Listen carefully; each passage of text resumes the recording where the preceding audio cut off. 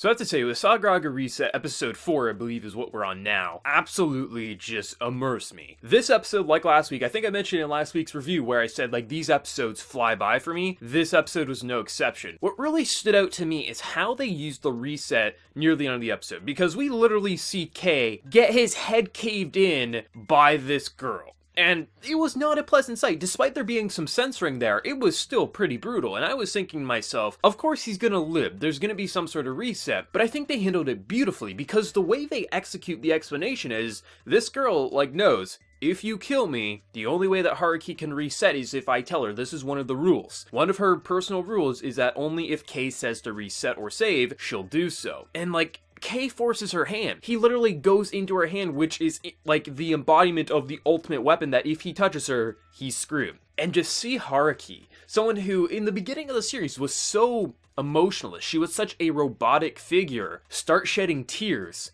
That was hard to watch, and then of course you get the call from the guy who's been, like, radioing in to everyone's minds, giving them morning messages, because he can, like, you know, predetermine messages and when they go, and Kay basically says, Haruki, reset, because he gave this pre-planned thing. So when she resets, because she can remember things at certain times, kind of similar to Kay, she realizes what she just witnessed, and she doesn't want to bear that again, so ultimately, she accepts Kay's offer. And I think how they handled it, how they blended the different characters' uses of both, you know, Kay's memory ability, Haruki's, you know, reset, also this new girl, I forget her name, but the glasses girl, and also just the whole radioing into people's minds. How they blended everyone's powers there was absolutely incredible. And based on the reception, like, the one thing that, you know, even the naysayers of the series were saying were that they really enjoyed how they handled the reset there. And I'm not surprised. It was an excellent, like, overall just beautifully executed scene, and the episode overall I think is really interesting. We get a bit more about the MacGuffin, which a lot of people were saying, like, why didn't the guy just, like, look up what a MacGuffin is? I mean, it's just a term about, you know, the person to execute a plot device kind of a thing, you know, bank robbers going after a stack of money, the stack of money is the MacGuffin. But it's a bit more than that. In this world, there's actually a stone that in this town can essentially let you use all the powers. But I do stand by what I said last week, that Kay himself is the actual MacGuffin, but possibly with this whole stone, because we do know the stone exists, we do know it's this powerful